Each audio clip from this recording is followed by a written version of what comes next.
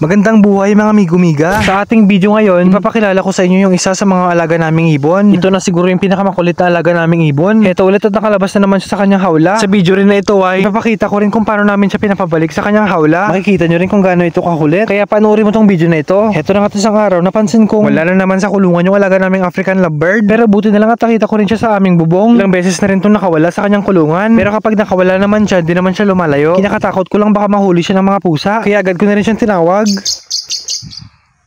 Alam niya rin naman kung saan siya babalik. Pero may mga time na ayaw niya bumaba tsaka bumalik kapag di niya na kami nakikita. Baka siguro ay takot siya sa mga hayop na nakapalibot dito. Napakarami din kasi mga aso tsaka pusa sa lugar namin. May mga time kasi na may mga pusang umaligid sa kanyang kulungan. Dati nga, meron ako ng huling pusa na pilit niyang pinapasok yung kanyang kulungan. Buti na lang talaga at nakita ko yung pusa tsaka nataboy ko. Kung hindi, baka naging laman na siya ng tiyan ng pusa. Yun din siguro yung dahilan kung bakit kapag nakakawala siya ay hindi siya agad nakakabalik ng kanyang kulungan. Dahil sa natatakot siya. Pero kapag nakita niya na kami, dun pa lang siya bababa. Nga pala siya si Gray. Halos 2 taon na rin namin siyang alaga. Sisiw pa lang siya nung dumating siya sa amin. Kaya maamo siya at sanay sa amin. Pero minsan sa sobrang gigil niya, napapasobra yung laro niya. Kaya talagang masasaktan ka sa kanyang kagat. Minsan pa nga ay nasusugat kami. Ito na nga at dahil nga sinira niya yung kanyang kulungan, inayos na lang ulit namin. Pinagkakagat niya kasi yung kanyang hawla hanggang sa lumaki yung butas at doon siya dumaan palabas. Ito nga habang inaayos yung kanyang kulungan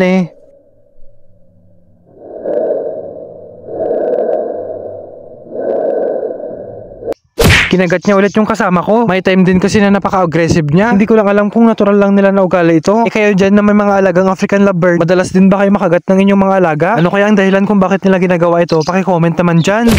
Heto na nga't bago namin siya ibalik sa kanyang kulungan ay pinakain ko na muna siya. Pero ako mismo yung nag-abot ng pagkain sa kanyang tuka. Isa kasi ito na na-enjoy kong gawin. Yung pakainin siya at ako mismo yung mag-aabot ng pagkain. Ang cute niya kasing tignan. Tsaka lumalabas kasi yung pag-aaktibo niya. Alam mo yung tipong kapag naabutan mo siya ng pagkain ay kinikilig siya. Tsaka parang tuwang-tuwa siya. Heto nga sa kalagitnaan ng pagpapakain ko sa kanya bigla ulit siya nag-twerk. Nga pala nakalimutan kong sabihin sa inyo na babae pala siya. At kaya siya nag-twerk kasi indikasyon na yan na ready na siya makipag-mate. At yun lang yung problema kasi hindi pa namin siya nabibilhan ng kasama. Pero baka sa mga susunod na buwan ay makabili na kami ng partner niya. Tigang na siguro to, no? Nakailang beses na rin pala ito ng itlog. Pero dahil nga wala siyang partner, hindi fertile yung mga eggs niya. Ang kakalabasan lang nun magiging bugok lang yung mga itlog niya. Kaya sayang lang yung mga itlog na nilalabas niya. Trivia rin tungkol sa mga lovebird. Tinawag itong African lovebirds kasi native ang ibon na ito sa African continent. At ang mga ibon na ito ay isang uri ng maliit na parrot. At base sa aking research, umaabot daw ng 10 hanggang 12 taon ang kanilang buhay. O diba, napakatagal din. Sa usapan naman pagkain nila, pangunahin nilang pagkain ng mga prutas at mga buto. Pero kumakain din sila ng gulay at damo. At meron ding uri ng lovebirds na kumakain ng mga insekto. At kung interesado kayong malaman ng iba't ibang species ng lovebirds, nariyan si Google para tulungan kayo. I-search mo na lang.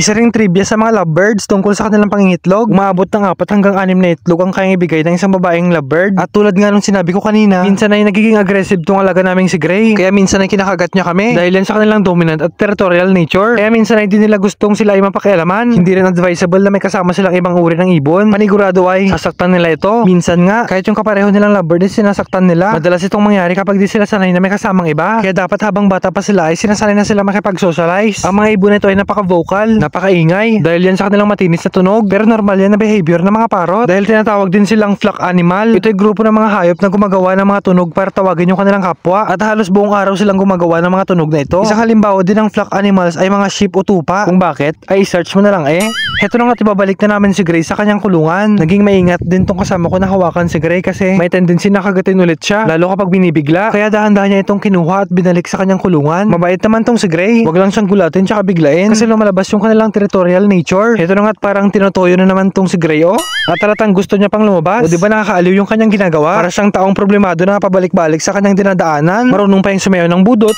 Charot lang Ganyan talaga yung mga babaeng lovebirds na naghahanap ng partner. For almost 2 years ba naman na pagiging single niya talagang maghahanap tayo ng jowa. O siya, hanggang dito na lang. Maraming salamat ulit sa panonood sa aking video. Hanggang sa muli mga amigo-miga. Paalam!